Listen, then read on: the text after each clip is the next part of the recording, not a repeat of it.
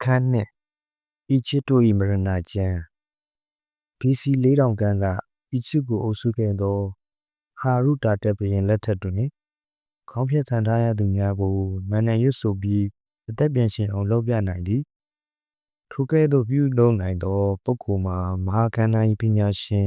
ရှာတီတာဆိုသောပုဂ္ဂိုလ်ပင်ဖြစ်သည်ဟာရုတာတက်ဘုရင်ကြီးကရှာတီတာ၏သတင်းကိုကြားသောအခါနန်းတော်သို့လာရန်ဖိတ်ခေါ်သဖြင့်ရှာတီတာသည်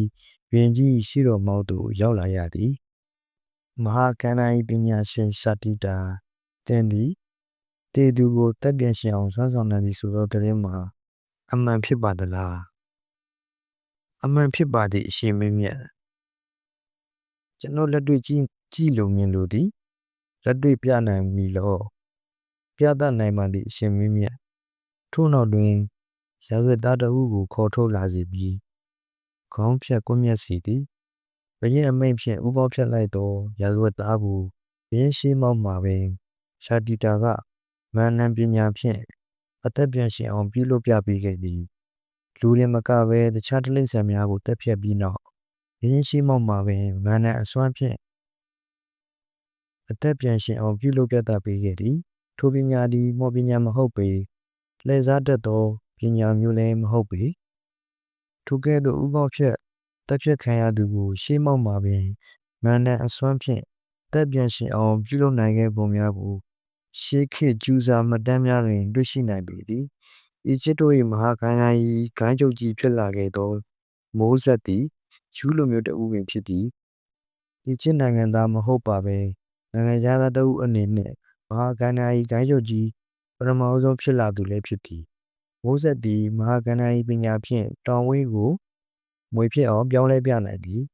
၎င်း၏ပညာအစွမ်းဖြင့်ရေပြင်ကိုထွက်ချမ်းခွဲပြနိုင်သည်အီဂျစ်နှင့်ပတ်သက်သောအကြောင်းအရာများစွာတို့တွင်မရဏကျမ်းလည်းပါဝင်ပေသည်အီဂျစ်တို့၏မရဏကျမ်းသည်ခန္ဓာကိုယ်အတွက်အဓိကရေးသားခဲ့သောကျမ်းဖြစ်သည်လူတစ်ယောက်သေဆုံးသွားသောအခါဝိညာဉ်သည်ကခန္ဓာကိုယ်ရင်ဖြင့်အသုံးပြုလျက်တမန်လောကကိုတွားရောက်ရမည်တွေ့ရမည်ဖြစ်သောအခက်အခဲများအနှောက်အယှက်များမည်သို့မည်ပုံကျော်ဖြတ်ရမည်တမန်လောကတွင်ဝင်ရောက်ရမည်ဘုံတိတိတို့၏ခရီးအဝင်ပေါင်းများရှိတကားမှုများ၏အမည်များဘိုဗိမာန်များကိုစောင့်ရှောက်နေကြသည့်နမင်းကြီးများ၏အမည်များကိုရေးမှတ်ထားသောကျမ်းဖြစ်သည်ရှေးဟောင်းအီဂျစ်တို့၏ယုံကြည်မှုများမှာလူတွင်ခန္ဓာရင်9ပါးရှိပြီးဘုံအသီးသီးတို့သွားရာတွင်သက်ဆိုင်သောခန္ဓာရင်ကိုအသုံးပြုရကြသည်၎င်းခန္ဓာရင်တို့မှာ1ခတ်2ကား3ဘာ4အပ်5စေဘစ်6ခူ9စာဟုဝေးဖြစ်သည်လူတစ်ယောက်တည်ဆုံးပြီးသောအခါရုပ်ချမ်းခန္ဓာကိုယ်ကြီးကိုစွန့်ပြီးဝိညာဉ်ဒီကခန္ဓာဟုခေါ်သောလိပ်ပြဖြင့်တမန်လောကသို့ဝင်ရောက်ရသည်ဤသို့လူဘဝမှလိပ်ပြခန္ဓာဘဝဖြင့်တမန်လောကသို့အဝင်တွင်ယမမင်းကြီးကအီဂျစ်တို့ကအိုစီရစ်ဆန်ဖျားဟုခေါ်ကြသည်လိပ်ပြဝိညာဉ်သားလူဘဝတွင်ကောင်းမှုမကောင်းမှုများမြည်၍ပြုလုပ်ခဲ့သည်ကိုစစ်ဆေးရသည်လူ၏စိတ်သည်နှလုံးမှကိန်းဝတ်နေသည်ဟုယုံကြည်ထားကြသောအီဂျစ်များကတမန်လောက၏ဝင်ရောက်လာသူဤစေတနာကိုတည်ရန်အတွက်အသင်းနှလုံးကိုချိန်ခွင်မှတင်၍တစ်ဖက်ချိန်ခွင်တွင်နှမွေးကိုအလေးပြုလုပ်ကာချိန်တွယ်စစ်ဆေးသည်ဟုရေးမှတ်ထားသည်စိတ်စေတနာကောင်းမွန်ပြီးကောင်းမှုပြုလုပ်ခဲ့သူများမှာအထက်ပုံများသို့တွားရောက်ခွင့်ရပြီးစိတ်စေတနာဉာဏ်ဖြင့်သူများမှာအထက်ပုံများသို့တက်ရောက်ခွင့်မရနိုင်ပေမရဏကျမ်းတွင်ယမမင်းနှင့်တွေ့သောအခါမည်သို့မည်ပုံပြောကြားပြောဆိုရမည့်စကားများနှင့်ဘုံတီးတီးတွင်စောင့်နေသူများနှင့်တွေ့သောအခါပြောဆိုရမည်များကိုရေးမှတ်ထားသည်ထို့သောရေးမှတ်ထားတွင်ပြောဆိုရမည့်အချက်များအပြင်ရှုဖတ်ရန်မန်နန်များလည်းပါဝင်သည်ဤကဲ့သို့သောမန်နန်များကိုရေးသားရတွင်တွေ့ဆုံရမည့်ဇံဖျားများနတ်မင်းကြီးများဤအမည်များကိုမမားညွှန်းအောင်အလေးထားဖော်ပြထားသည်အမည်နာမများတွင်ဟိတ်တကိုးများရှိသည်အမည်များဘွယ်များသည်ဖျား၏နှုတ်ကပတ်တော်များဖြစ်၍အလွန်ဆွတ်ထက်သည်ရှင်းနှုတ်ကပတ်တော်များကို မှန်ကန်စွာရွတ်ဖတ်နိုင်မှသာမုတ်အဝင်ဝတွင်ရှိသောတကားမှုများကဝင်ခွင့်ပြုမည်ဖြစ်သည်တမန်ဘဝမှာလိပ်ပြခန္ဓာဖြင့်ဒုတိယပုံတွင်နေပြီးနောက်တတိယပုံဖြစ်သောကားပုံသို့တက်သောအခါတဖန်ဒုတိယအကြိမ်သေးရပြီးကားခန္ဓာကိုစွန့်ရသည်ဘားခန္ဓာကိုတဖန်ဆောင်ယူရပြန်သည်ဤသို့ဖြင့်အန်တိမအဆင့်သို့မရောက်မီအတွင်းအချင်းချင်းသေးရပြီးခန္ဓာရင်အမျိုးမျိုးကိုဆောင်ယူရပြန်သည်ဤသို့တပုံတွင်တစ်ချိန်သေးပြီးနောက်တဆင့်မြင့်သောပုံသို့တက်ရသောလမ်းစဉ်ကိုညွှန်ပြရေးသားထားခြင်းကြောင့်ဝန္ဒနာကျမ်းဟုခေါ်ဆိုခြင်းဖြစ်သည်စင်စစ်အားဖြင့်သေခြင်းကိုအောက်ပေါ်မှနေ၍ကြည့်လျင်အနိဋ္ဌာယုံဟုခေါ်နိုင်တော်လဲတစ်ချိန်သေးလျင်တစ်ချိန်ဆင့်မြင့်သောပုံသို့တက်လှမ်းသွားရသောကြောင့်ဝိညာဉ်အနေဖြင့်တပုံတွင်တေရခြင်းသည်အိဋ္ဌာယုံပင်ဖြစ်သည်ဤသို့တပုံပြီးတပုံဝိညာဉ်ခရီးသွားသည်ကိုဤချစ်တို့ကလှေဖြင့်ရေကြောင်းခရီးထွက်ရသလိုတင်စားရေးသားထားသည်ရုပ်ပုံများတွင်လည်းလှေကိုဖော်ပြသည်လှေ၏အစိတ်ပိုင်းမျိုးမျိုး၏ဝေါဟာရများကိုလည်းအတိအကျဖော်ပြထားသည်တနည်းအားဖြင့်ဤချစ်တို့၏မရဏကျမ်းသည်ယမတို့၏ရိုးရာယုံကြည်ချက်များနှင့်ဆင်တူနေသည်တည်သောအခါယမမင်းကြီးထံအစစ်ခံရပုံနတ်ပြည်ဗမာပြည်သို့ဘုံစဉ်ဆန်ရပုံများဖြစ်သည်ဤချစ်တို့ကမူဤသို့ဝိညာဉ်ခရီးထွက်ရန်တွေ့ရမည့်အခက်အခဲအန္တရာယ်များကိုမိတို့ကျော်လွန်ရမည်ကိုအသေးချာညွှန်ကြားချက်များရေးထားခြင်းဖြစ်သည်စင်စစ်အားဖြင့်ဤမရဏခရီးညွှန်ကြားချက်များမှာမူလအစကကျမ်းအဖြစ်ရေးသားထားခြင်းမဟုတ်ချေဆရာကကဏ္ဍဤပညာသင်နေသောတပည့်များတည်သောအခါကြုံတွေ့ရမည့်အခက်အခဲနှင့်အန္တရာယ်များကိုမသိမီကပင်သိရှိပြီးကြိုတင်ပြင်ဆင်ခြင်းလေ့ကျင့်သင်ကြားခြင်းတို့ဖြစ်သည်တနည်းအားဖြင့်မဟာကဏ္ဍဤပညာဖြစ်သည်တို့ရတွင်ဤအစင်းမြင့်မဟာကဏ္ဍဤပညာကိုလက်တွေ့ကျင့်ကြံမှုမပြုနိုင်သေးသောသူများအားသဘောမျှသိစေရန်အချက်အလက်များကိုညွှန်ကြားသောစုနာကဏ္ဍဤသာဖြစ်သည်နောက်ခါတွင်ကာလရွေရောပြီးကဏ္ဍဤပညာများကိုကျင့်ကြံအားထုတ်ခြင်းမပြုနိုင်သောအချိန်သို့ရောက်လာသောအခါတွင်မှဤညွှန်ကြားချက်များကိုရေးသားခြင်းဖြစ်သည်မရဏကျမ်းစာများကိုပိရမစ်ထွန်းစာများတွင်လည်းတွေ့ရပြီးခေါင်းတ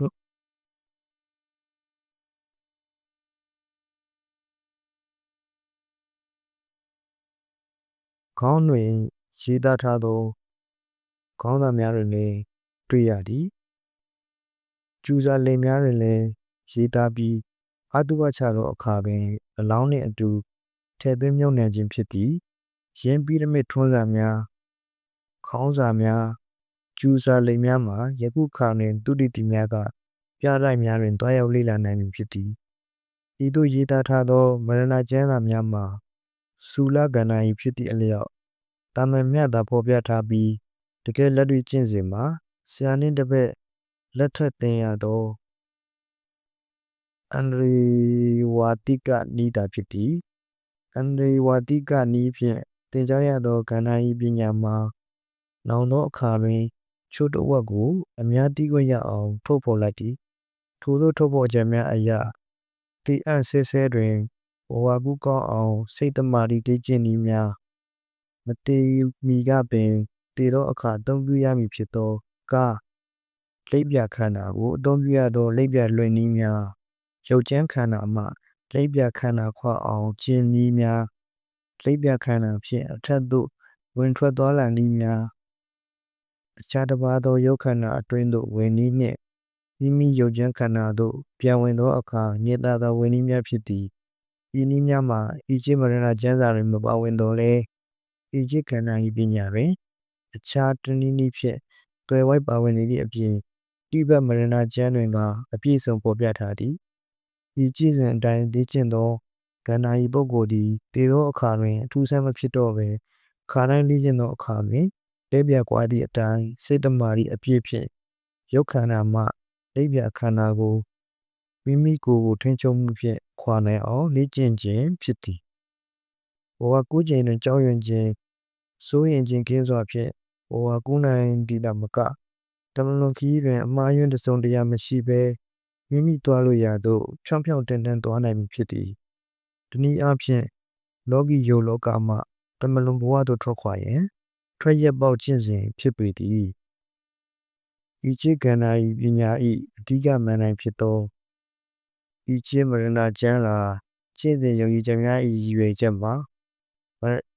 နာကျမ်းစာများကိုဖတ်ခြင်းအပြင်၎င်းကျင့်ကြံခြင်းအပြင်၎င်းနောက်ဘဝကိုယုံကြည်စေရန်နှင့်နောက်ဘဝအတွက်ယခုဘဝကပင်ကြိုတင်ပြင်ဆင်ထားရန်ဖြစ်သည်တေသူ၏တင်းကြိုင်သို့မဟုတ်ပိရမစ်တွင်ဤမရဏကျမ်းစာကိုနိုင်ငံထွန်းစာအဖြစ်၎င်းကျူစာလေးအဖြစ်ဖြင့်၎င်း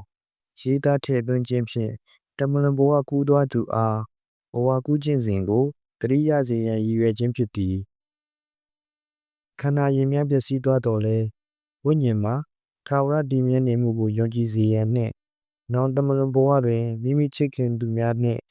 တွေ့ဆုံနေထိုင်နိုင်ကြောင်းသတိမမေ့ရန်ဖြစ်သည်ဘဝကူးသောအခါတွင်တပည့်အားကြီးအမွေခံဖရာ၏ဝိညာဉ်တက်နှင့်အတူ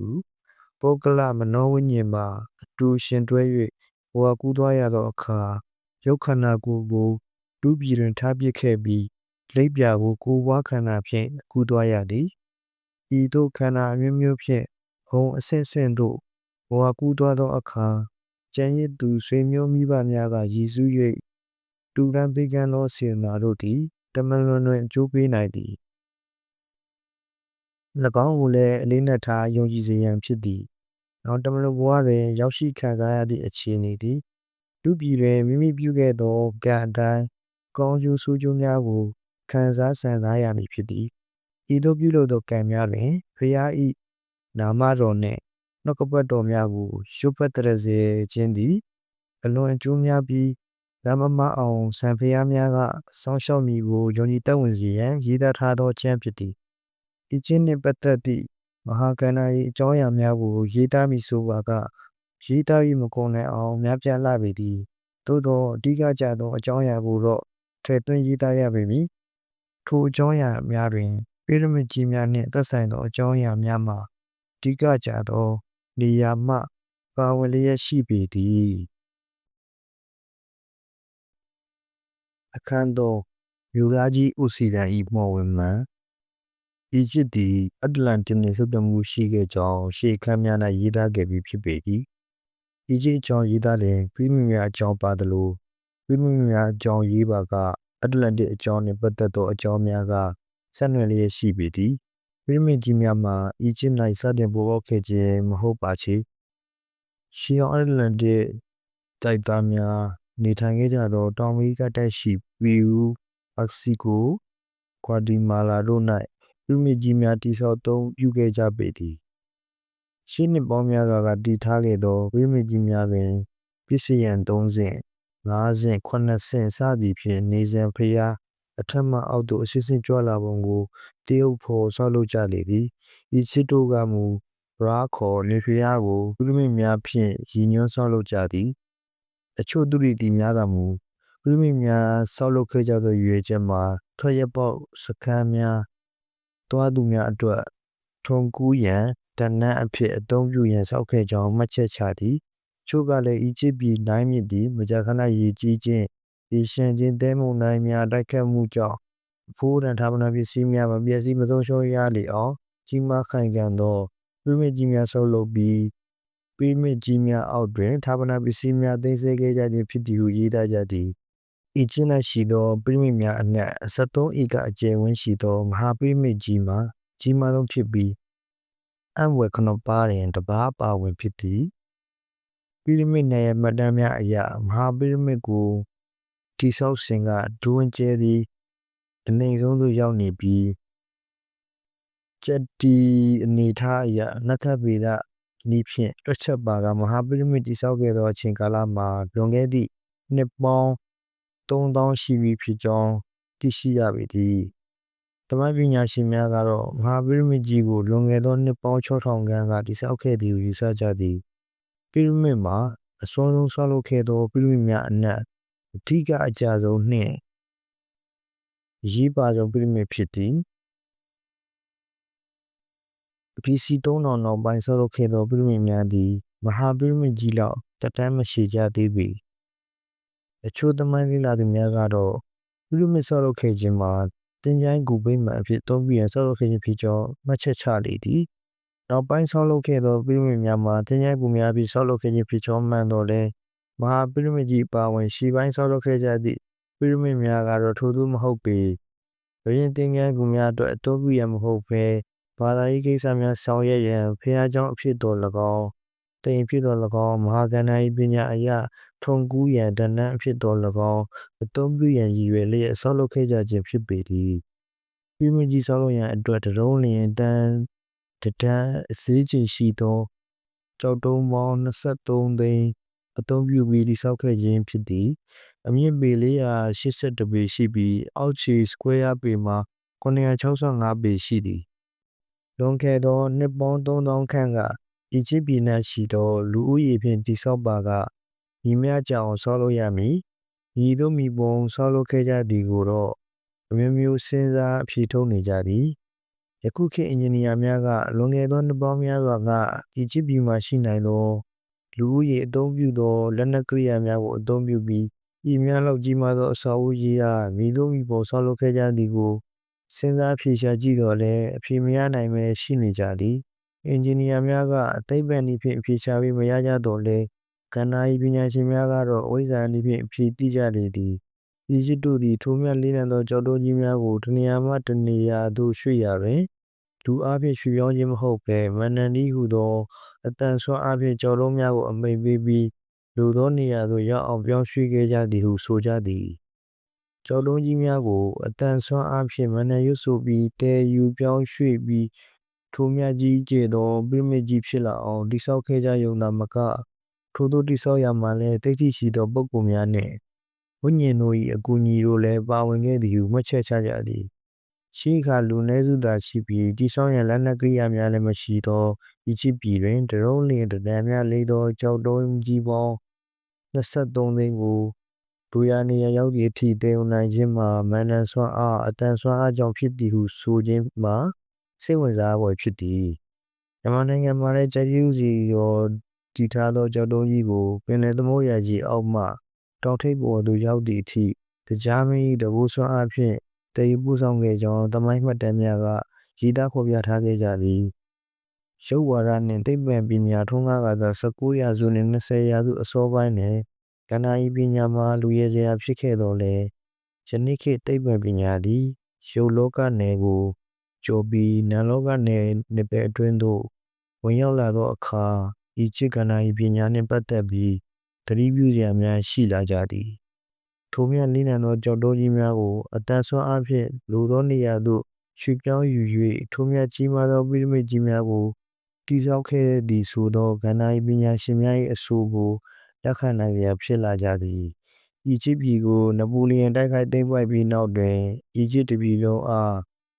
မြေတိုင်းတာစေခဲ့သည်မြေတိုင်းဖွဲ့သည်မဟာပိရမစ်နေမွန်းတဲ့အရက်ဖြစ်သောကြောင့်ထိုနေရာမှပင်လောင်ကြီးကျူမြင့်စတင်ရေးဆွဲခဲ့သည်နောက်သောအခါနေမွန်းတဲ့အမှတ်သည်အီဂျစ်ပြည်အတွက်သာမကတကမ္ဘာလုံးအတွက်မွန်းတဲ့မြေများဖြစ်လာခဲ့လေသည်ထို့ကြောင့်မဟာပိရမစ်သည်တကမ္ဘာလုံး၏တဘာဝတုံညာအမှတ်ဖြစ်လာသည်ထို့ပြင်မဟာပိရမစ်အမြင့်ကိုတသန်းနှင့်မြောက်လျင်နေနှင့်ကမ္ဘာအကွာဝေးသည်198 238 ကီလိုရသည်ပိရမစ်၏နိုင်ငံတစ်ဖက်ကိုကူးဘားနှင့်စားလျင်တစ်ပတ်လည်သောနေ့၏ကိန်းဂဏန်းကိုရရှိသည်ပိရမစ်မုတ်ဦးသည်မြောက်ရက်၌ရှိသောဒူဝင်ကျယ်နှင့်တည့်တည့်ဆောက်လုပ်ထားသည်ပိရမစ်နိုင်ငံများတစ်ခုနှင့်တစ်ခုဆက်ဆက်နေမှုသည် Golden Ratio ခေါ်ရွှေချိုးပင်ဖြစ်ရာလေ့လာကြသောသိပ္ပံပညာများအတွက်များစွာအံ့ဩဖွယ်ရာဖြစ်သည်ပိရမစ်တည်ဆောက်ရာတွင်အသုံးပြုသောသင်္ချာတွက်နည်းမှာဖိုင်ဘိုနာစီကိန်းစဉ်များဖြစ်သည်ဖိုင်ဘိုနာစီကိန်းစဉ်ဆိုသည်မှာ11 2358 7321စသည်ဖြင့်ရှေ့ကိန်းနှလုံးပေါင်းရာကိန်းသည်နောက်ကိန်းဖြစ်သောကိန်းစဉ်ဖြစ်သည်ပိရမစ်များ၏အနားကိုနှစ်ဖြင့်စားလျင်3.144 ရလေရာ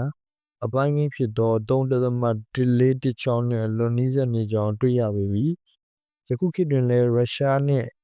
ချက်ကိုဇလတ်မှသိပ္ပံပညာရှင်များသည်ပြိပများကိုလေ့လာရာ၌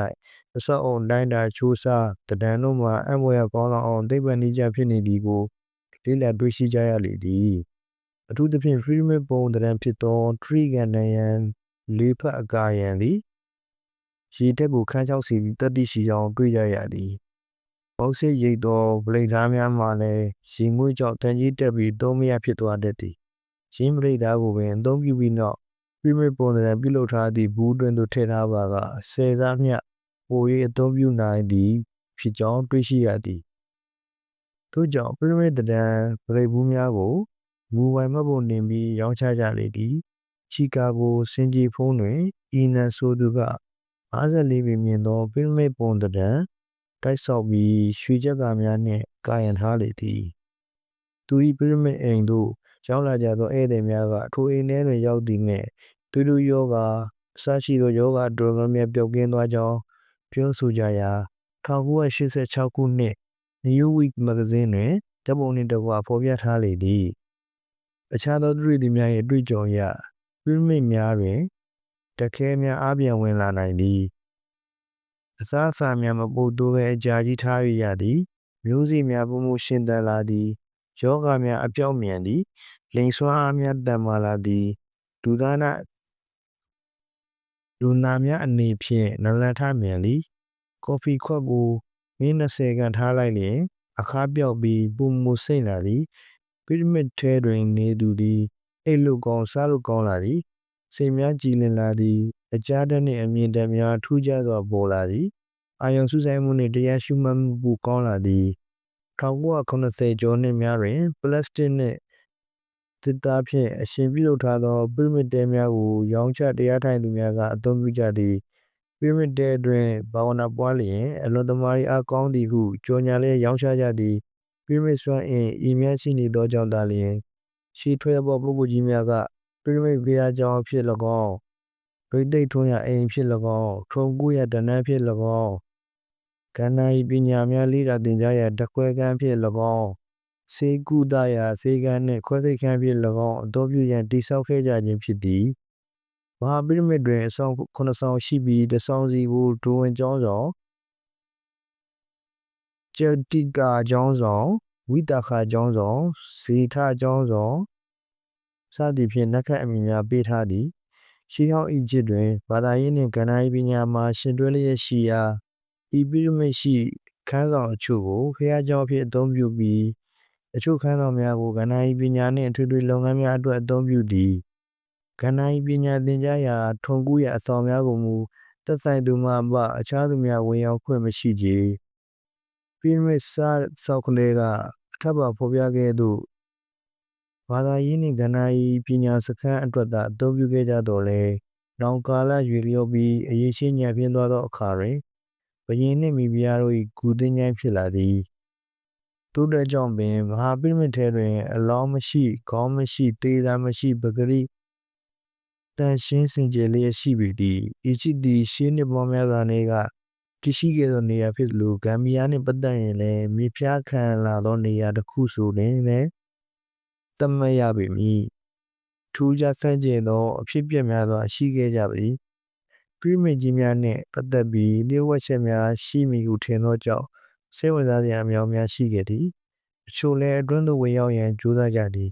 အချို့လည်းအတွင်းသို့ဝင်ရောက်နိုင်ပဲလက်လျှော့သွားကြရသည်အချို့လည်းအတွင်းပိုင်းသို့တင့်တော်သလောက်ဝင်ရောက်ခဲ့ကြသည်ထိုဖြစ်ပျက်အချို့မှာအောက်ပါအတိုင်းလွန်ခဲ့သောနှစ်ပေါင်း820ခန့်ကအာရဗ်ဘုရင်တစ်ပါးဖြစ်သောကာလီဖာမာမုန်းကပြိမစ်ကြီးအားအတွင်းသို့ပေါက်ကွင်းဝင်ရောက်ရန်သူ့အတော်ဆုံးအင်ဂျင်နီယာများကိုအမိန့်ပေးခဲ့လေသည်ဘုရင်မင်းမြတ်ဤအလုပ်မှာမဖြစ်နိုင်သောအလုပ်ဖြစ်ပါသည်ဟုဝန်ကြီးတစ်ပါးကကန့်ကွက်ခဲ့လေသည်အခုငါလုပ်တယ်ကွယ်ဘုရင်ကလည်းတစ်ချက်လို့အမိန့်ချမှတ်ခဲ့လေသည်ထိုအချိန်ကကာလီဖာဘုရင်တူဖို့ခဲ့သောနေရာမှာပြိမစ်ကြီးမြောက်ပိုင်းဖြစ်သည်ကာလီဖာဘုရင်စိတ်ထဲတွင်ပြိမစ်အလယ်လောက်၌ဖာရိုဘုရင်များထားခဲ့သောရဟန္တာသက်ရှိမည်ဟုခန့်မှန်းထားလေသည်ကာလီဖာဘုရင်မှာသာဘုရင်တစ်ပါးမဟုတ်ပေစာပေကျမ်းများကိုပြုစုခဲ့သောပညာရှိဘုရင်တစ်ပါးပင်ဖြစ်ပေသည်ဂရိဘာသာဖြင့်ရေးသားထားသောရှေးဟောင်းကျမ်းစာများအရ RRB ဘာသာဖြင့် ပြန်ဆိုကြရန်သူပညာရှိများအားအမိန့်ပေးခဲ့သည်ကာလီဖာဘုရင်ထိနှက်လိုက်ရာမြို့တော်မှာဘာဂရတ်မြို့တော်ဖြစ်ပြီးကာလီဖာမှာအီဂျစ်ပြည်တွင်ကြာရှည်မနေနိုင်တော့ဘဲဘာဂရတ်မြို့တော်သို့ပြန်သွားရလေသည်ကာလီဖာဘုရင်၏လူများသည်ဘုရင်၏အမိန့်အရပြိရမတ်ကြီးအားလာအောင်များစွာတူးဖော်ကြသော်လည်းပြိရမတ်အတွင်းပိုင်းဝင်လမ်းကိုမတွေ့ကြရပေထိုသူတို့သည်အတွင်းပိုင်းဝင်လမ်းတစ်ခုကိုတွေ့တော်လည်းထိုလမ်းကိုပိတ်ဆို့ထားသောကြောက်တုံးကြီးအားဖောက်ထွင်းရန်လက်နက်ကိရိယာမရှိ၍အခက်တွေ့ရပြန်သည်ဟုဆိုသည်၎င်းတို့တွင်ရှိသောလက်နက်ကိရိယာများမှာလည်းကြောက်တုံးကြီးအားဖောက်ထွင်းကြီးဖြတ်နိုင်လောက်တဲ့အစွမ်းတတ္တိမရှိဟုဆိုသည်တခြားဥမင်လမ်းများကိုတွေ့တော်လဲထိုဥမင်လမ်းမှအစုံတွင်ထူထဲသောကျောင်းနရံကြီးများကတားဆီးထားသည်ဟုဆိုသည်ဥမင်လမ်းများမှာတစ်ခါတရံကျဲ၍တစ်ခါတရံမတ်တက်ရက်၍မရလောက်အောင်ပင်ကျင်းမြောင်းတက်လာသည်ဟုဆိုသည်အချို့ကျမ်းပြင်မှာကြောက်စွန်းကြောက်ခတ်များဖြင့်လမ်းလျှောက်၍မရလောက်အောင်ကျန်းတန်းနေတော်လဲအချို့ကျမ်းပြင်မှာခြေကိုး၍မရလောက်အောင်ပင်ပြောင်းချောနေတတ်သည်ဖာရိုဘုရင်များသေဆုံးသည့်အခါတွင်လည်းဤယတနာများနှင့်၎င်းတို့အတူမြုပ်ပစ်သည်ကိုသိရှိထားသဖြင့်ယခုကဲ့သို့တိုက်တူးရန်စီစဉ်ခြင်းဖြစ်သည်ဟုဆိုသည်ဗြိတိရှလူမျိုးသည်ပထမဘုရင်ခမ်းမဆောင်သို့ဝင်ရောက်လာရာကြိုတင်ဆက်သက်မှုများပြုလုပ်၍စတင်လုပ်ကိုင်တော့သည်တို့ဖြစ်ပါ၍ပမာဥစွာတန်ကုန်အော်၍မိသည့်ဘက်မှပဲ့တင်တန်လာသည်ကိုဂရုတစိုက်မှတ်သားကြပြန်သည်ပဲ့တင်တန်မှာခေါင်းထပ်မှလာသည်ဟုယူဆရသည်တို့ဖြင့်ဗြိတိရှလူမျိုးတိုက်သမားသည်ခမ်းမ၏အကာအရံများကိုသေချာဂရုစိုက်လေ့လာကြည့်ရာတွင်ကံအားလျော်စွာလမ်းမောတစ်ခုကိုတွေ့ရှိသွားလေသည်ထိုလမ်းမောမှတစ်ဆင့်တက်သွားလျှင်ဘုရင်ခန်းဆောင်အထက်သို့ရောက်နိုင်သည်ဗြိတိရှလူမျိုးတိုက်တူးသမားသည်ထိုလမ်းကလေးအတိုင်းဝမ်းများထိုး၍အထက်သို့တက်သွားသောအခါမမျှော်လင့်မဲခမ်းမကြီးတစ်ခုတွေ့ရသည်ဟုဆိုသည်ထိုခမ်းမ၏အကျယ်မှာပေ20ခန့်ရှိတော်လည်း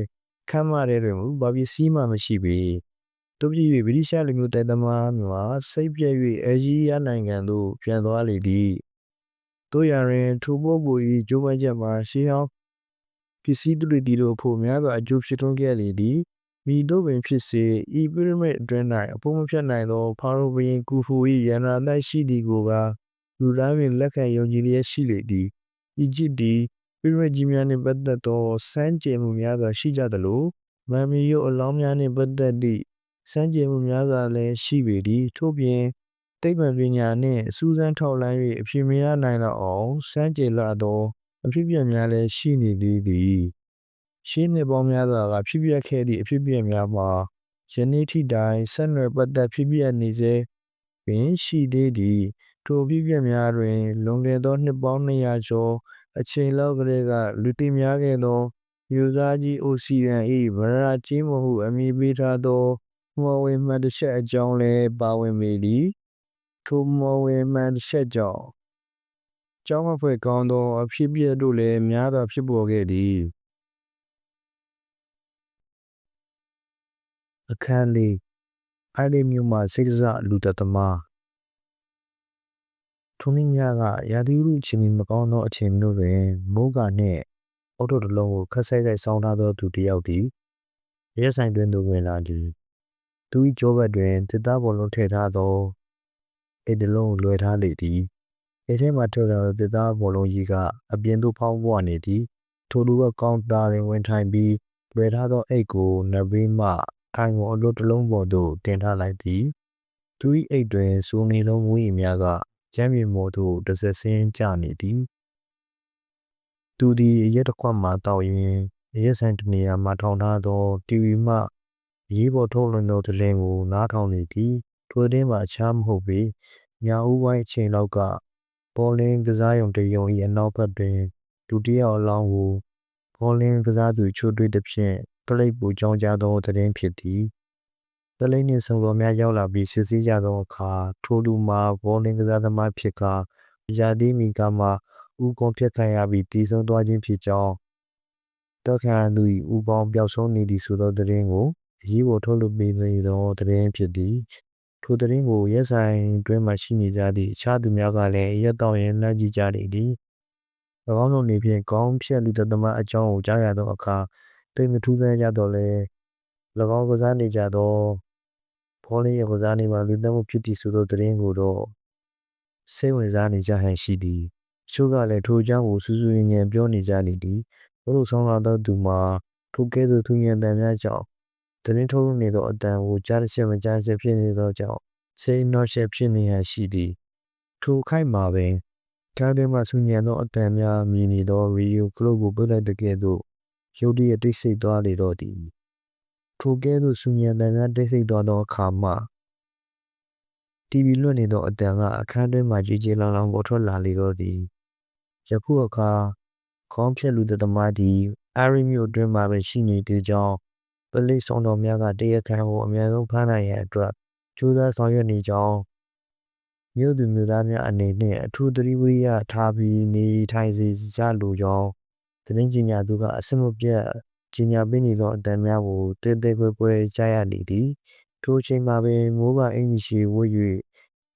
ဘောလင်းပေါ်တော့အကြီးကိုပခုံးမှလွယ်ထားသောလူကခြေလမ်းမှန်ဖြင့်အခန်းတွင်းသို့ဝင်လာသည်မိအောင်အောက်သို့ရောက်သောအခါမှဦးခေါင်းပေါ်မှအုတ်ထုပ်ကိုချွတ်ပြီး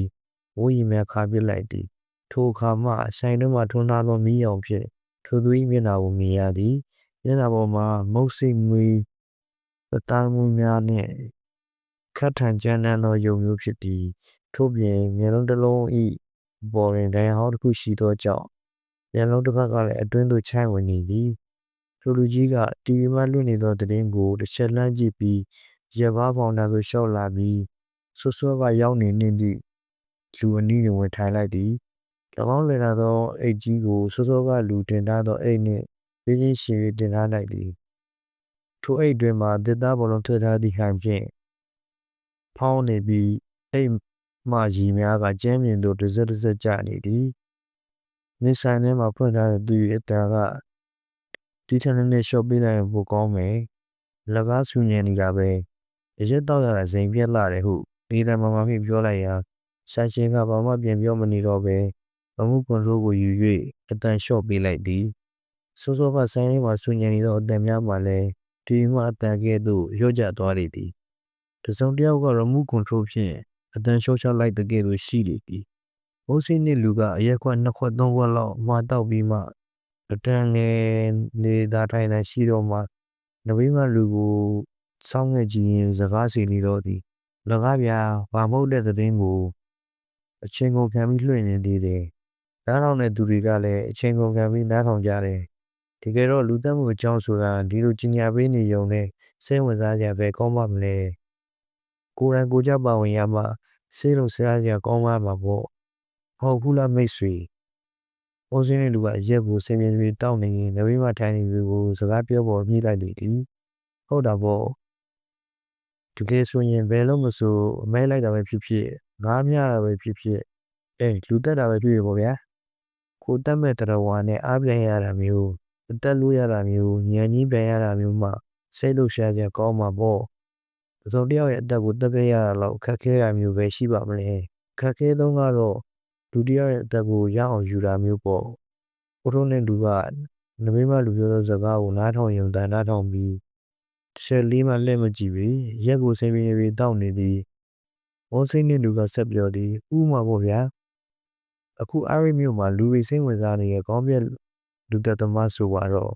သူတို့တကြိမ်ကျင်ညာနေရအလကားပဲတပြည့်ပြပြနေတာနဲ့အခြားစီပဲ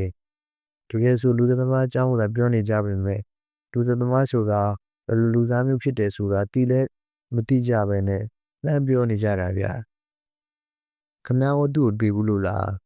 မတွေ့ဘူးသိပါဘူးဒါပေမဲ့သူဘယ်လိုလူသားမျိုးဆိုတာတော့သိပါတယ်ထိုစကားကြောင့်အိုးလို့ဆောင်းလာတဲ့သူကပထမဆုံးနဘေးကမိုးစင်းတဲ့လူကိုလက်ကြည့်သည်ဘယ်လိုသိတာလဲဗျပြောပါဦးတခြားတော့မဟုတ်ပါဘူးဗျာဒီလူကလူသမားဆိုပေမဲ့ကြံစီမှုနဲ့စိတ်ကူးညံတော့အတော်လေးကောင်းပုံရတယ်တခြားမကြည့်နဲ့လေလူတစ်ယောက်ကိုလည်းပင်ဖြတ်ဖို့ဆိုတာလွယ်တဲ့ကိစ္စမျိုးမှမဟုတ်တာလိမ့်စိတ်တော့မှသူ့အသက်ကိုတတ်တော့မယ်ဆိုရင်ဒီတိုင်းငြိမ်နေရမျိုးမရှိတာလူဆိုရင်အစွမ်းကိုခုခံမှာပေါ့ဗျာ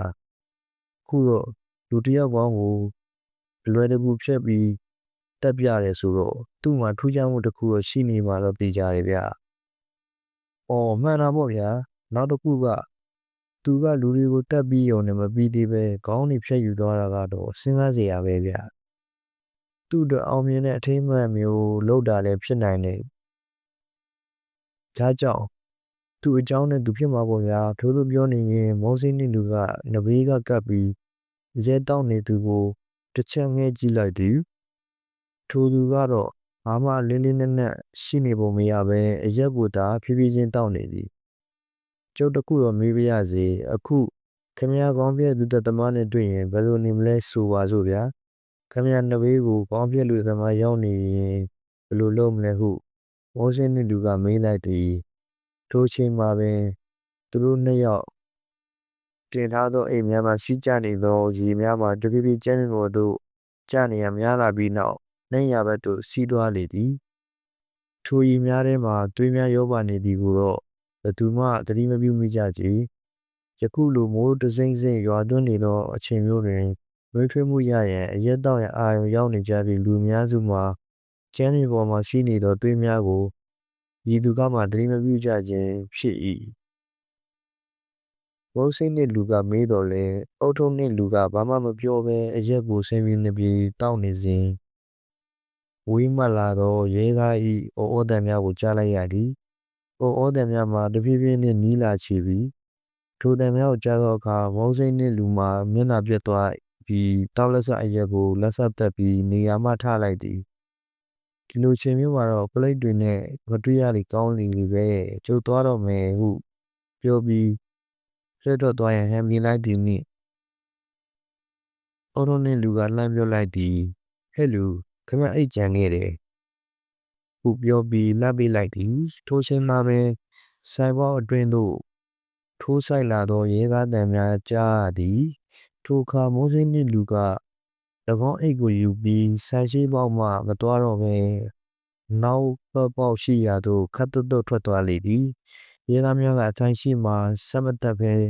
ဒီတိုင်းနှိုးထားပြီးရဲကြက်ကြီးတယောက်ဆင်းလာပြီးပလိမ်များဆိုင်တွင်ဝင်လာကြသဖြင့်ရဲတောက်နေကြသူများလည်းစိတ်ငေါက်ရှက်ဖြစ်သွားကြသည်ရဲတကြက်ကြီးကအုတ်ထုံးနှင့်သူရှိရာရှောက်လာတော့ကြောင့်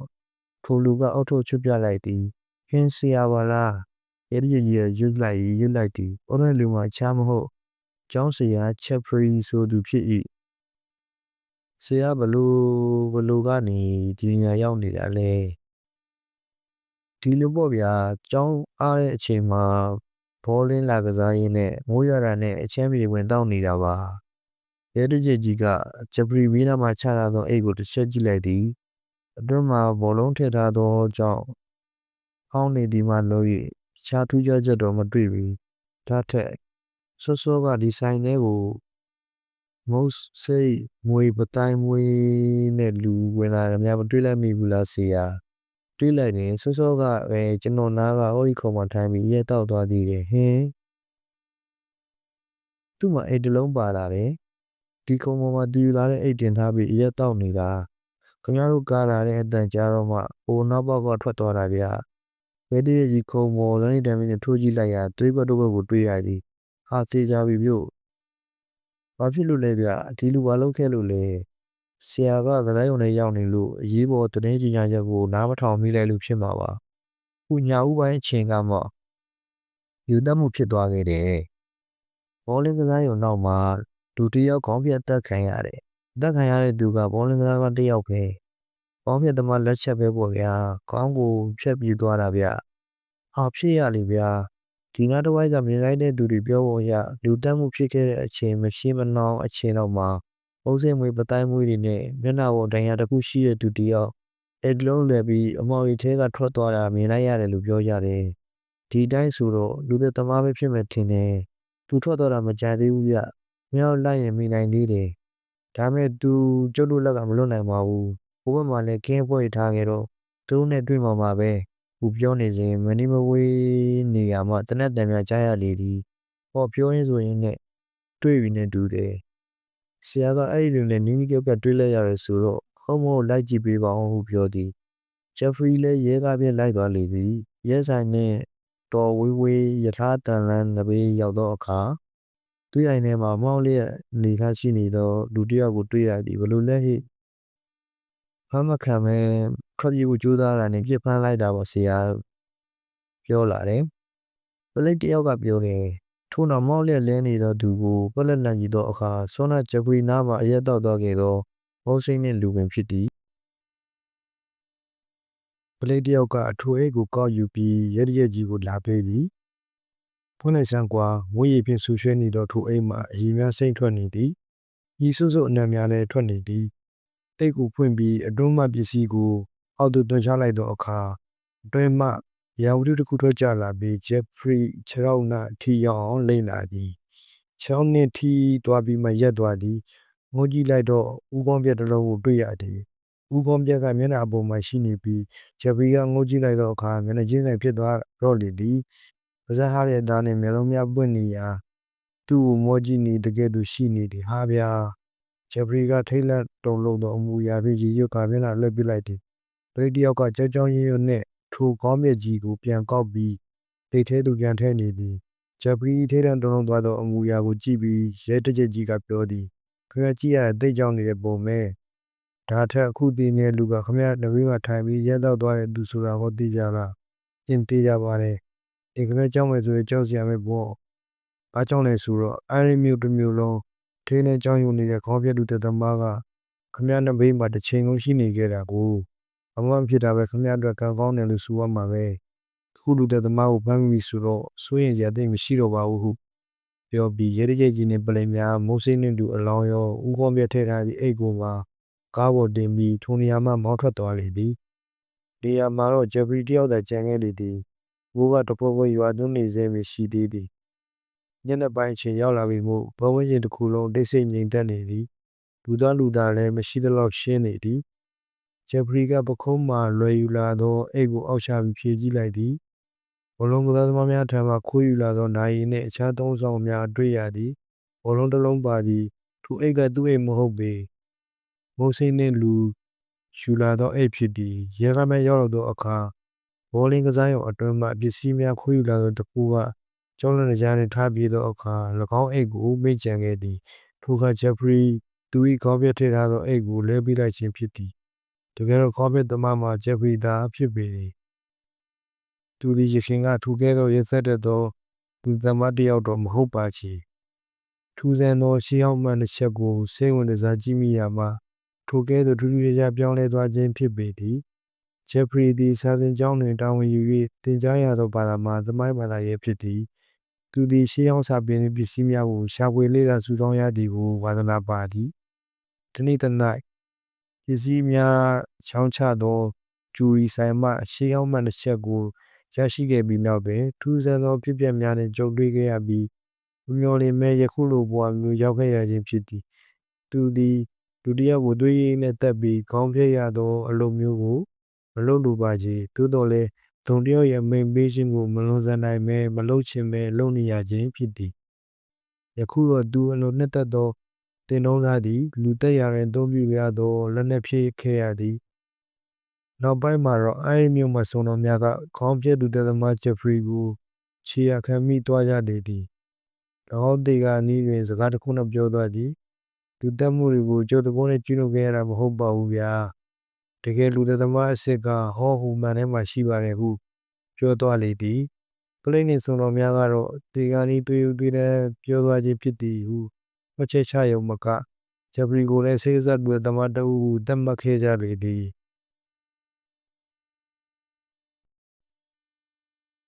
အခန်းကဗရဏကျေးမွန်နှင့်ထူးဆန်းမှုများခြားဖြစ်ပြတစ်ခုမှာ1910ခုနှစ်ဝန်းကျင်ကဘာဂျစတာမြို့၌ဖြစ်ပွားခဲ့သောဖြစ်ပျက်မှုဖြစ်လေသည်ဘာဂျစတာမြို့သားချားစ်ကိုဆိုသူမှာကောင်းသောကိုယ်ရင်းနှင့်ပြည့်စုံသူဖြစ်ပြီးယောက်ျားပီတာသည့်ရုပ်ရည်မျိုးလည်းရှိသည်သူ့ဘဝတစ်လျှောက်လုံးမှာမြို့ကိုယ်သစ်ကနှင့်ပတ်သက်သောအမဲဆက်မျိုးမရှိခဲ့ပြီးသို့တော်လည်းသူ့ဘဝတွင်ကြီးမားသောပြောင်းလဲတစ်ခုနှင့်ကြုံတွေ့ရမည့်အကြောင်းတစ်ခုပေါ်ပေါက်လာခဲ့လေသည်ချားစ်ကိုမှာဂမ်ဘီယာနှင့်ပတ်သက်သည့်ထူးဆန်းမှုများကိုစိတ်ဝင်စားသူဖြစ်သည်ဒီနေ့တော့အခြားမျိုးပေါ်မျိုးသားတို့လက်ဆောင်ပေးသည့်ပစ္စည်းများတွင်ထူးဆန်းသောမှန်တစ်ချက်ပါလာလေသည်ချားစ်ကိုခမည်းကဂမ်ဘီယာပညာကိုဝါသနာပါလို့ဒီမှန်ကိုတကူးတကရှာဖွေပြီးပို့ ပို့ပေးလိုက်တာပဲဒီမှန်ကိုသူရှာရှာလေးလာကြည့်တဲ့အခါထူးဆန်းအောင်ဝယ်ကောင်းတာတွေကိုခမရတွေ့ရလိမ့်မယ်ဟုလည်းပြောသွားသေးသည်၎င်းလက်ဆောင်ပေးသောမှန်ချက်ကြီးမှာရှေးဟောင်းမှန်တစ်ချက်မျိုးဖြစ်သည်ထိုမှန်ချက်ကြီးရောက်လာပြီးသည့်နောက်ပိုင်းချားစ်ကိုအတွက်ထူးခြားသောအဖြစ်အပျက်များတစ်ခုပြီးတစ်ခုကြုံတွေ့ရလေတော့သည်ထူးဆန်းမှုများမှာ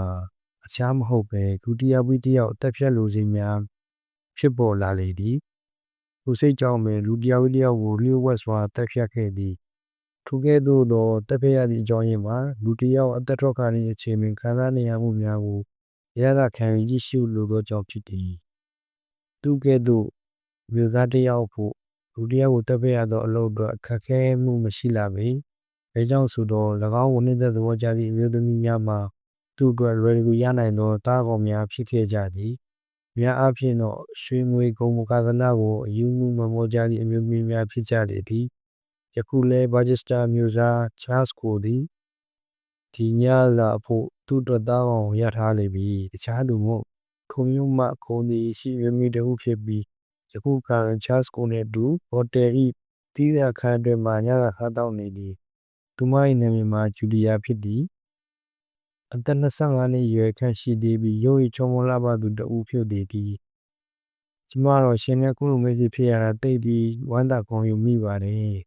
ကိုလည်းမင်းတို့ပုံကျက်တည်ရှိတဲ့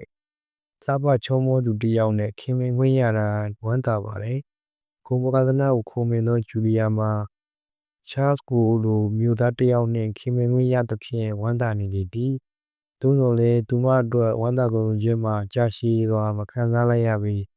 နောက်ဆုံးထိုခန်းထဲမှာပဲချားစ်ကို၏လေဘင်းညစ်သက်ခြင်းကိုခံရလေသည်သူမအနေဖြင့်အစွမ်းကုန်ကြိုးစားရုန်းကန်တော်လဲအင်အားကြီးမရသောကြောင့်ဘလို့မှမတက်တာပဲအသက်ပေးလိုက်ရသည်သူမအနေနဲ့သေဆုံးကာနေအချိန်တွင်ချားစ်ကိုမျက်နှာမောကြည့်ရာသူမြင်နေကြမျက်နှာမျိုးမဟုတ်ပဲကြောက်မက်ဖွယ်ကောင်းသောမျက်နှာတစ်ခုကိုအံ့ဩစွာမြင်တွေ့သွားရလေသည်သူမအနေဖြင့်ခန္ဓာကိုယ်အတွက်မရှိမဖြစ်ကိုယ်ရဲမှဝိညာဉ်ကိုအပြင်းသို့ထွက်မသွားစေရန်ဆောက်ကုန်ကြိုးစားတော်လဲမတတ်တော့ပဲနောက်ဆုံးထုတ်ခွာခွင့်ပေးလိုက်ရပြီးနောက်တည်ဆိုးသွားလေတော့သည်မာဂျစ်စတာမျိုးသားချားစ်ကိုအတွက်လည်းထိုညကိုစိတ်ကြည်နမှုတစ်ခုရရှိသွားလေသည်သူသည်လူသက်နေသောအချိန်တွင်ခြားစိတ်တစ်ခုကကိုယ်ရင်းရောက်နေပြီးအမိန်ပေးနေတကယ်သို့ရှိတော်လဲလူတက်ပြီးသောအချိန်မှာမူလစိတ်အခြေအနေပြတ်ဖြစ်သွားနေသည်သူသည်ကျမ်းမြေပေါ်မှာဘူဝေလေးလဲကျနေသောဂျူလီယာ၏အလောင်းကိုဆေးမကောင်းစွာဖြင့်ငိုကြည့်လိုက်လေသည်တက်မတည်ခင်အချိန်ကအဆောင်းကိုခြေသားပြင်ဆင်ထားသောသူမ၏မျက်နှာမှာယခုခါမှာတော့တည်ခြင်းတရား၏ဆိုးရွားသောနှိမ့်သက်မှုများကြောင့်ရုပ်ပြဆင်းပြဖြစ်နေလေသည်ငါတော့လူတစ်ယောက်ကိုတတ်မိပြန်ပြီငါ့ကိုခွင့်ပါတော့ဂျူလီယာရဲ့ဟုတူတူလေးရေရွတ်ပြီးနောက်ခန်းထဲမှရှိကဘဝရှိတစ်ခုယူပြီးဂျူလီယာကိုပေါ်သို့လွှမ်းခြုံပေးလိုက်လေသည်ပြီးနောက်၎င်း၏အုတ်ထုပ်ကိုယူ၍ခန်းထဲမှထွက်ကာတကားပြန်ပိတ်ထားလိုက်သည်ထိုခန်းပေါ်မှာဟမ်ကစ်လျှောက်လာသောအခါ၎င်းတို့ခန်းပေါ်သို့လျှောက်လာသောဟိုတယ်ဝန်ထမ်းတစ်ယောက်ကိုတွေ့ရသဖြင့်လှမ်းခေါ်လိုက်လေသည်အနားရောက်သောအခါ၎င်းလက်ထဲရွှေရင်းကားတစ်ပြားထည့်ပေးလိုက်လေသည်ဟိုခန်းထဲမှာငါမိတ်ဆွေအိပ်ပျော်နေလို့ဒီတိုင်းသိပ်ထားခဲ့တယ်သူ့ကိုဘယ်သူမှမနှောက်ယှက်ပါစေနဲ့ကောင်းပါပြီခင်ဗျာချားစ်ကိုသည်ဇင်းကျက်လမ်းမှာခတ်တုတ်တုတ်လျှောက်လာပြီးလေကားမှအောက်သို့ဆင်းသည်အောက်သို့ရောက်သောအခါရှေ့ပေါက်မှမထွက်ပဲအနောက်ပေါက်မှအပြင်သို့ထွက်လေသည်အနောက်ပေါက်မှစောင့်နေသူကိုရွှေရင်းကားတစ်ပြားပေးလိုက်သောအခါမိနစ်ပိုင်းအတွင်းမှာ၎င်း၏မြင်ရထားရောက်လာအောင်ဆောင်ရွက်ပေးလိုက်တယ်၎င်းနောက်ဘာဂျစ်စကူမျိုးသားချားစ်ကိုသည်မြင်ရထားကိုခတ်သက်သက်မောင်းနေစေပြီး၎င်း၏ဆိုင်ရှိရာသို့ပြန်ခဲ့လေသည်သူသည်မြင်ရထားပရင်းမောင်းမှမြင်နေရသောပြင်ပရှုခင်းများကိုလှမ်းကြည့်နေတော့လဲစိတ်ဝင်စားခြင်းမရှိပေယခုကဲ့သို့တာယာလှပသောညာညချင်းမျိုးတွင်လန်ဒန်မြို့အတွင်းသို့လှည့်လည်ပတ်ဖို့ကောင်းဆုံးဖြစ်သည်သို့သောချားစ်ကိုဖို့ထိုလှပမှုများကိုကြည့်ရှုခံစားနေရန်အချိန်မရတော့ပေဟိုတယ်အခန်းထဲမှာဂျူလီယာကိုတက်ပြတ်ထားပြီးနောက်မှာထိုပတ်ဝန်းကျင်တစ်ဝိုက်မှာကြာမနေသင့်တော့မှသဘောပေါက်သဖြင့်မိနေအိမ်သို့အမြင်ပြန်ရန်ဆန္ဒဆောနေတော့သည်ကြာခင်မှာဟိုတယ်ဝန်ထမ်းများကသူသတ်ထားခဲ့သည့်ဂျူလီယာအလောင်းကိုတွေ့ကြတော့မည်ထိုသို့တွေ့ပြီးသည်နှင့်လန်ဒန်မြို့မှာရှိသောစကော့တလန်ရက်ခေါ်စုံတော်များကသူ့နောက်ကိုခြေရာခံပြီးလိုက်လာကြမိမှာအမှန်ပင်ဖြစ်သည်တို့ကြောင့်ယခုအချိန်သည်ချားစ်ကိုအတွက်အရေးကြီးဆုံးအချိန်သို့ရောက်ရှိနေပေသည် လန်ဒန်မြို့၏အလှပများကိုခံစားနေရသည့်ထက်မိမိနေအိမ်ကိုမြန်ဆုံးပြန်ရောက်ဖို့သာအရေးကြီးသောကိစ္စဖြစ်နေကြောသည်ယခုအခါချားစ်ကိုသည်ပုံမှန်စိတ်အခြေအနေကိုပြန်ရောက်နေပြီဖြစ်သောကြောင့်အတွေ့များကဖဲ့တင်တန်ထက်နေသည်ငါကတော့မရဏကြီးမုံရဲ့တားကောင်ဘဝရောက်နေပြီဘယ်လိုမှမလွတ်နိုင်တော့ဘူးတကယ်လို့ဒီအန်နီရဲ့ဆိုးကလွတ်မြောက်မယ်ဆိုရင်တောင်ငါကျူးလွန်ခဲ့တဲ့အပြစ်တွေကြောင့်လွန်ရဲမသိကျိုးစီတက်ရမှာပဲငါကတော့သူ့လက်ကမလွတ်တော့မယ်ယူဆိုတော့မထူးတော့ပါဘူးနောက်ထပ်ငါ့ကိုဒုက္ခရောက်မဲ့လူတွေမရှိအောင်မရဏကြီးမုံကိုဖျက်ဆီးပစ်ခဲ့ရမယ်ထိုခိုက်မှာပဲသူထွက်လာသောဟိုတယ်ဘက်မောင်းတော့ရဲသားများကိုလှမ်းမြင်ရပြီးဩဩသံများနဲ့ဆူညံနေသည်အိမ်ကိုအရင်ဆုံးရောက်အောင်သာမောင်းပြီးတော့ဟေးဟုပြောလိုက်ရာရင်းရထားမောင်းသူကမြေးများကိုချိန်တိုးပြီးတို့မြန်တရံမြန်အောင်မောင်းနေလေသည်ဘာချက်စတာမြို့သားနေထိုင်သောအိမ်ရှိချံဝန်းမော်ရောက်သောအခါတကားကောင်းချံဝန်းကတကားဖွင့်ပေးသည့်သဖြင့်အတွင်းသို့မောင်းဝင်သွားသည်လူသားများနေထိုင်ရန်ဆောက်လုပ်ပေးထားသည့်ကြောက်ပြူသားဆန်အိမ်ရှိရာသို့ရောက်သည်နှင့်ယထာရက်လိုက်သည်ချားစ်ကိုသည်ယထာအရှိန်မတက်ရသေးခင်မှာပင်အောက်သို့အလင်းမြန်ဆင်းကအိမ်အတွင်းသို့ခတ်သို့ဝင်သွားလေသည်အိမ်တွင်းသို့ရောက်သောအခါအိမ်တွင်းမှမိခင်ဖြစ်သူထွက်လာသည်မိခင်မျက်နှာပေါ်မှာဆွေးရင်သောရှိနေသည်ချားစ်ကိုစောစောကပလေးပြီးဖုံးဆက်တယ်ချားစ်ကိုကမိခင်တို့တကားမျိုးသုံးအောင်လောင်းတောင်ပြောလိုက်သည်ကျွန်တော်လုံးဝစားရေးကြီးပြီလို့မင်းတကယ်လို့ဧည့်သည်တွေရောက်လာရင်အောက်တက်ကပဲတောက်ခိုင်းထားပြီးမှကျွန်တော်စဉ်းစားရမယ်ဟုပြောပြီးသူနေသောပေါ်တဲ့ပြည့်တက်သွားနေသည်သူခန်းထဲမှာအခြားသုံးဆောင်ပစ္စည်းများနဲ့သူအခန်းတော်နေရာရှိစပွဲပေါ်မှာတင်ထားသောရာဖုတစ်ခုရှိနေပြီးဂရီဘာသာဖြင့်အုပ်ထားသောမှန်ချက်ကြီးပင်ဖြစ်သည်ချားစ်ကိုကနှက်ရောက်ဆေးများနှင့်ဆိုးတဲ့ချောင်းကိုယူလာသည်သူသည်မှန်အနီးရောက်သည့်နှင့်ပေါ်မှာအုပ်ထားသောဂရီဘာသာကိုဆွဲပစ်လိုက်သည်ထိုအခါဘဲဥပုံတွင်ရှေးအောင်မှန်ချက်ကြီးပေါ်လာသည်ထိုမှန်ချက်မှာတာမန်မှန်ကဲ့သို့အပြင်မှာရာဟုထုများပေါ်နေခြင်းမရှိဘဲဒီကုန်းဝင်များကဲ့သို့ပြာနှံ့အယောင်များပြီးဝေဝါးလျက်ရှိသည့်အတန်ကြာသောအတွင်းမှလှုပ်ရှားလာသောအိုးတော်ပုံရိပ်တစ်ခုပေါ်လာသည်ချားစ်ကိုသည်ထိုပုံရိပ်ဗီယူဆိုင်ကကြည့်မိတော့ပဲစစ်ဆေးရည်များဖြင့်မှန်ချက်မျက်နှာပြင်ကိုအလင်းမြန်တုံနေပြီးသည်ထိုကဲ့သို့ပြုလုပ်နေစဉ်အတွင်းပေါ်လာသောပုံရိပ်ကပို၍ပြီးပြင်လာသည်အခြားမဟုတ်ပေလှပသောအမျိုးသမီးတစ်ယောက်၏ပုံရိပ်ပေဖြစ်သည်ထိုမျိုးသမီးကချားစ်ကိုထိုကဲ့သို့မပြုလုပ်ရန်တောင်းပန်ပြောဆိုနေခံရှိသည်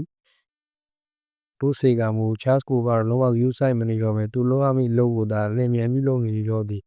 အမင်းအတွက်စိတ်မကောင်းပါဘူးဒီလိုလည်းမလုပ်ချင်ပါဘူးဒါပေမဲ့ဒီလိုမှမလုပ်ရင်ငါလိုပဲနောက်ထပ်ဗရဏကြီးမွေတားကောင်တွေထပ်တိုးလာမှဆိုးလို့လုံးလိုက်ရတာပြောဆိုနေစဉ်မှာပိတ်ထားသောအခန်းကားခေါင်းနဲ့ပေါ်လာသည်တစ်ဆက်တည်းမှာထူရိုက်တံများပါပေါ်လာသည်ဒါချားစ်ကိုကားဖွင့်မောင်ဒီမှာလူမျိုး၏ငိုတန်နှင့်ရောထွေးနေသောအတန်ကိုကြားလိုက်ရတော့လေကီးမဆိုင်ပဲမှန်ချက်မဲနဲ့ပြင်တစ်ခုလုံးကိုအနိုင်အောင်စစ်စီးများပြီးပြည့်အောင်တုပ်လိုက်လေသည်ဒုံရေမတကားချက်ကိုဖျက်ယူပွင့်ရန်ကြိုးစားနေကြပြီးပန်ရှယ်လုံးနဲ့အောင်ဆွေးများပြီးပြည့်အောင်အတတ်တုပ်ပြီးတော့အခါမှာတော့ချားစ်ကိုလည်းထူးမစင်းစားနေတော့ပဲပထမမှန်တကားကိုဖယ်ပြီးအောက်သို့ခုန်ချလိုက်နေတော့သည်ဝါဂျက်စကိုမျိုးသားချားစ်ကို၏ဘွားနီကိုမလားပါခဲ့ပါချေအထက်ပါဖြစ်ဖြစ်ချိုမှာမရဏကြီးမုံနှင့်ပတ်သက်သောခူးစမ်းသည့်အကြောင်းအရာအချို့ပင်ဖြစ်ပေသည်အခန်း6ပေါမောခတီဟန်နှင့်တဲလွန်စာများ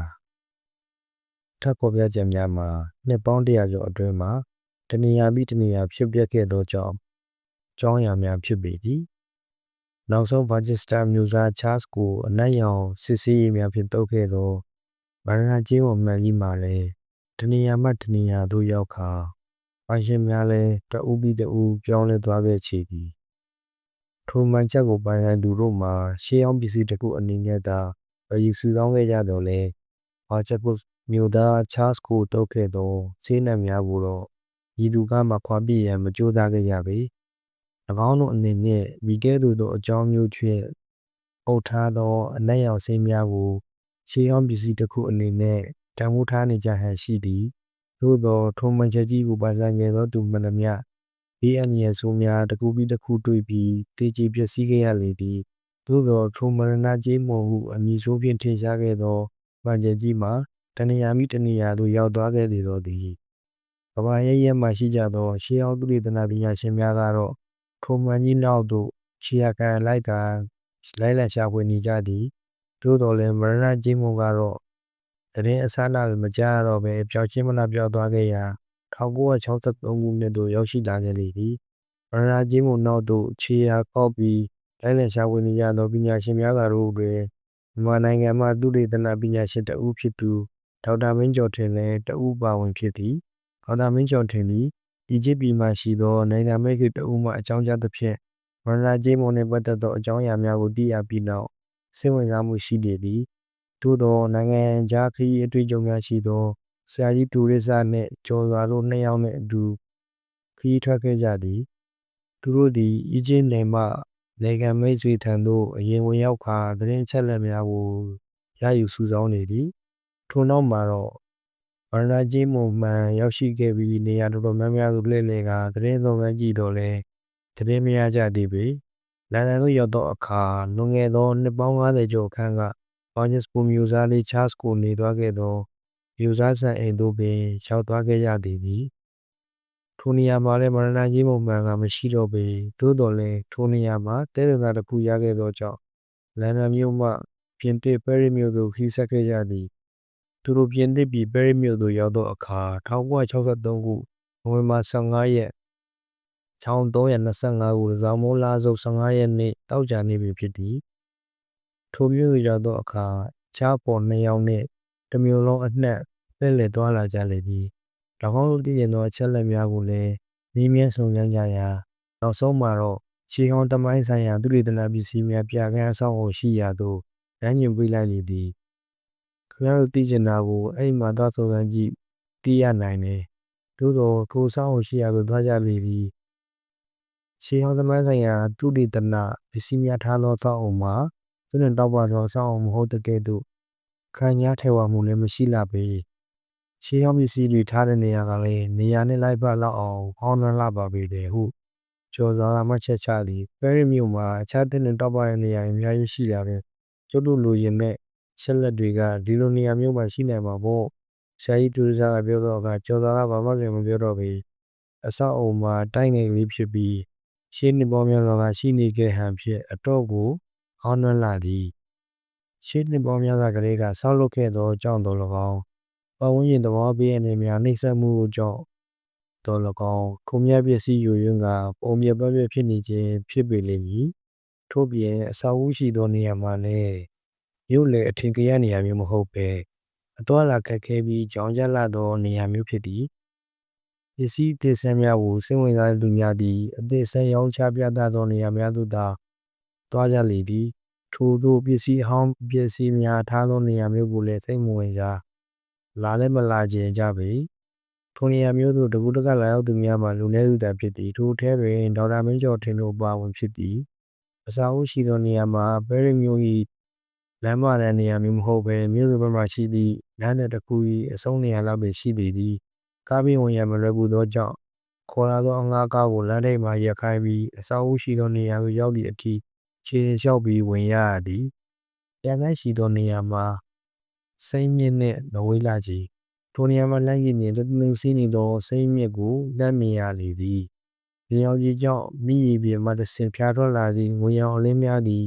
ပြားတိုက်၏မှန်တကားများသို့ရောက်လာကထင်ဟပ်နေသည်ပြားတိုက်တကားပေါ်မှာတကားချက်များရှိတော့လဲတခြားပွင့်၍ဟထားသည်ပွားဝါနှင့်မိသူမဆိုဝင်ရောက်လေ့လာနိုင်သည်ဟုသောစာတမ်းကိုပြင်သစ်အင်္ဂလိပ်နှစ်ဘာသာဖြင့်ရေးထားလေသည်ဒေါက်တာမင်းကျော်ထင်တို့၃ယောက်ကအတွင်းသို့ဝင်သွားကြလေသည်အတွင်းမှာမင်းရောက်ရှိသည်ဟုဆိုတော့လဲအလင်းရောက်အားနည်းလာသည်ပရင်းများမှတဆင်ဝင်လာသောအလင်းရောက်များကိုသာအပြုနေရဟန်ရှိသည်ကိုပြကန်းကို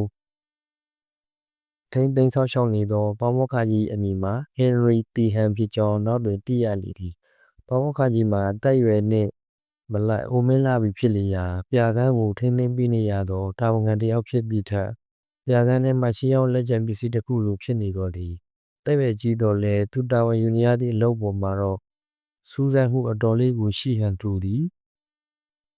လင်းရောင်အားနည်းလာသောအခန်းထဲမှာစပွဲတစ်လုံးနောက်မှထိုင်နေတော့လဲ၎င်းမျက်လုံးများကကြည်လင်တောက်ပနေစေမရှိသေးသည်ပေါမောက္ခကြီးကဒေါက်တာမင်းကျော်ထင်တို့ဝင်လာသည်ကိုလှမ်းမြင်လိုက်သောအခါ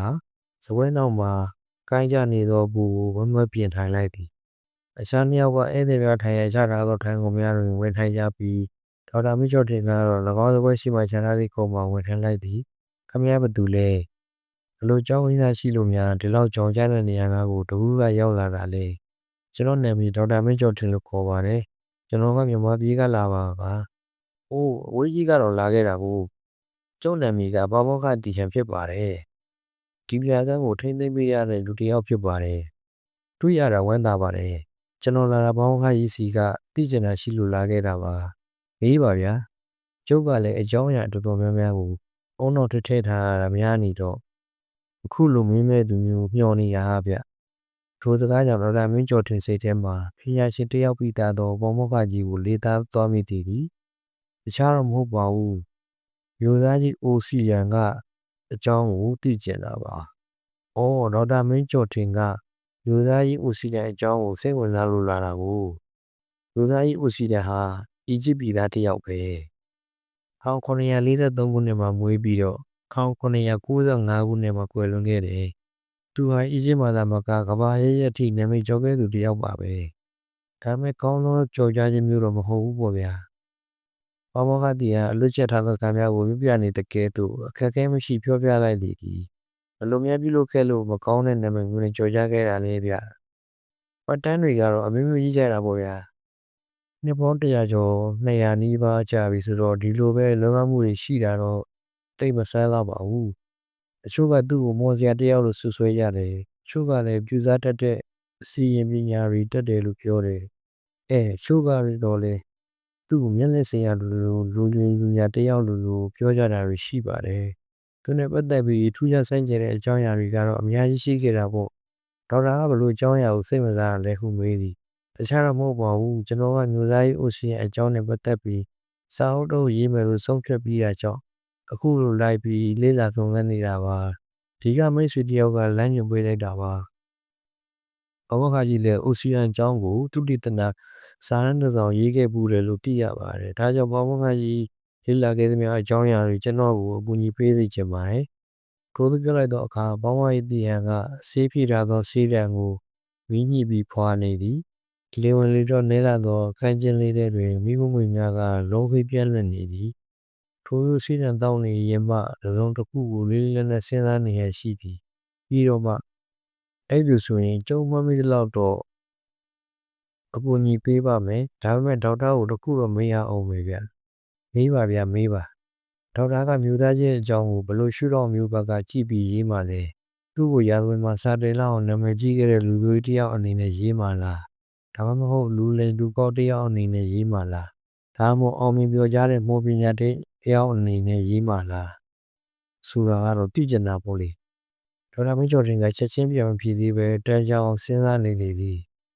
သူကောင်းပုံမှာတော့ဘောင်းခါကြီးပွားနေသောစီးရမှာထွက်သည့်မိဖို့များကရှင်ဝဲနေသည်မှန်တိုင်းပြောရရင်ကျွန်တော်ကခင်မိတဲ့သိပ္ပံပညာတွေကိုလက်ခံတယ်လို့ထူးဆန်းအောင်ပွဲကောင်းလာတဲ့ဝိဇ္ဇာပညာလို့ခေါ်တဲ့ဂမ်ဘီယာပညာတွေကိုလည်းယုံကြည်ပါတယ်။ကမ္ဘာလုံးကလက်ခံထားကြတဲ့သိပ္ပံပညာဆိုတာဝိဇ္ဇာပညာရဲ့တာမန်အဆင့်တော့ပဲရှိပါတယ်။ဘလို့စိတ်ဝင်စားရပါလား။ဘလို့ကြောင့်ဒီလိုစကားမျိုးပြောနိုင်တယ်လဲဆိုတာသက်သေတစ်ခုလောက်ပြောပါဦး။ဘောင်းခါကြီးကစိတ်ဝင်စားလာဟန်ဖြင့်ကိုရှိသူကိုက်လာသည်တခြားတော့မပြောပါဘူးဗျ။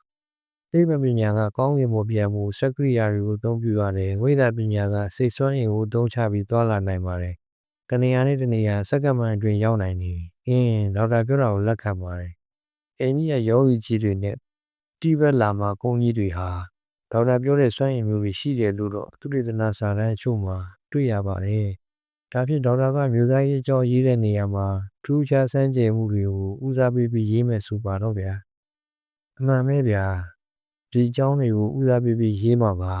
ဒါကြောင့်ဘောင်းခါကြီးမှာစူးစောင်းထားတဲ့အချက်လက်တွေများရှိရင်သိကြပါတယ်ဘောင်းခါကြီးကတောင်းလက်ဆက်စီးတံကိုချပြီးတပြင်းတစ်ချက်ချလိုက်သည်မှန်တိုင်းပြောရတယ်တော့ဒီအကြောင်းတွေကိုကြုံလဲစိတ်ဝင်စားပါတယ်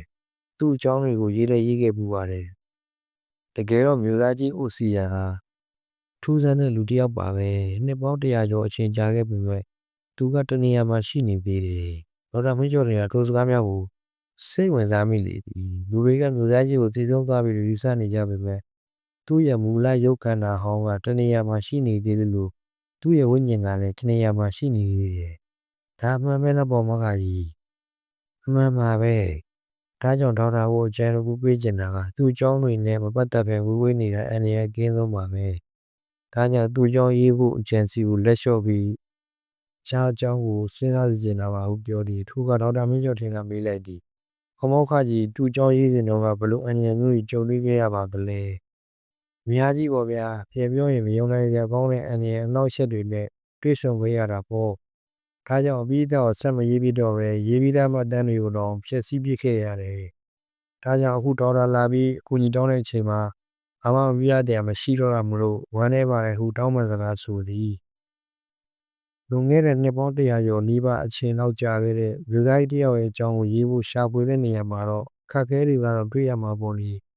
အန်ဒီတွေနဲ့တွေ့ရမယ်လို့ပြောနေထားပါတယ်တခုပဲရှိပါတယ်ဘောင်းခိုင်းအနေနဲ့ကျွန်တော်ကိုကူညီမပေးနိုင်ဘူးဆိုရင်တော့ကူညီရနိုင်မယ်နေရာတစ်ခုလောက်ပြောပြပေးစီချင်ပါတယ်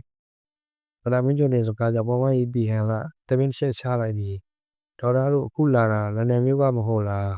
ဒီလိုဆိုရင်လန်ဒန်မြို့နောက်တစ်ခေါက်ပြန်သွားပါပြီးရင်ရှေးရောက်ပစ္စည်းတွေရောင်းချတဲ့ကျူရီဆိုင်မှာလိုက်ရှာကြည့်ပါဘယ်လိုပစ္စည်းမျိုးရှာဖွေရပါလဲယူသားကြီးဦးစီနဲ့ပိုင်ဆိုင်အသုံးပြုခဲ့တဲ့စပွဲတစ်လုံးပါပဲစပွဲမှာပန်းကုမပေါ်ပဲရောင်လောက်ထားတယ်အဖုံးမှာပတ်တာတက်ထားတယ်အပေါ်မှာအေဆိုတဲ့ပန်းစလုံးကိုအသားထွန်းပြီးပုံဖော်ထားတယ်အဲ့ဒီစပွဲရဲ့အတွင်းပိုင်းမှာ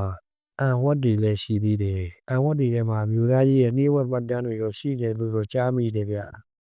မြို့သားကြီးမရှိတော့တဲ့နောက်ပိုင်းမှာတော့ဒီစပွဲကိုမန်ချက်စတာမြို့သား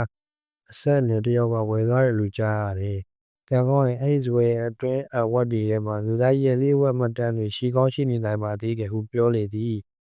ခုလိုပြောပြပေးတာထူးချေးဦးတင်ပါတယ်ဘောင်မောက်ကြီးခင်ဗျာ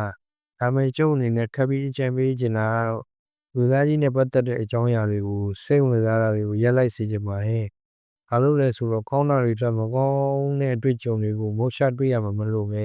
။ခုလိုသတိပေးတာကျေးဇူးတင်ပါတယ်။ဒါပေမဲ့ကျွန်တော်လက်ပြကြုံမှယုံကြည်မှာဆိုတော့လေ့လာကြည့်ချင်နေပါတယ်။လူသားကြားသောအခါဘောင်မောခတီဟန်ကတပင်းတစ်ချက်ချလိုက်ပြန်တယ်။အေးလေစိတ်တက်ကြွနေတဲ့အချိန်ဆိုတော့လေလက်တွေ့မှာယုံကြည်တယ်ဆိုလဲသဘာဝကြပါလေ။ဒီလိုရှေ့ကိုတိုးဖို့ဆုံးဖြတ်ထားပြီးသားဆိုရင်တော့ဒေါက်တာတို့အကောင်းဆုံးချက်လက်တစ်ခုကိုထပ်ပြောလိုက်ပါမယ်။ဒေါက်တာမင်းကျော်ထွေကဦးကောင်းကြီးပြကစိတ်ဝင်စားသောအမူအရာဖြင့်ရှေ့တို့ကိုကိုင်းလိုက်သည်။လန်ဒန်ကိုမသွားခင်မြစ်တင်မှာရှိတဲ့စိတ်မာတင်ဖျားเจ้าကိုသွားပါ။ဖျားเจ้าရောက်တော့ဟိုရောက်တော့ဖျားเจ้าဆောင်ကိုတွေ့ရောက်ရှာပါ။သူနဲ့တွေ့ပြီးတဲ့အခါမှာ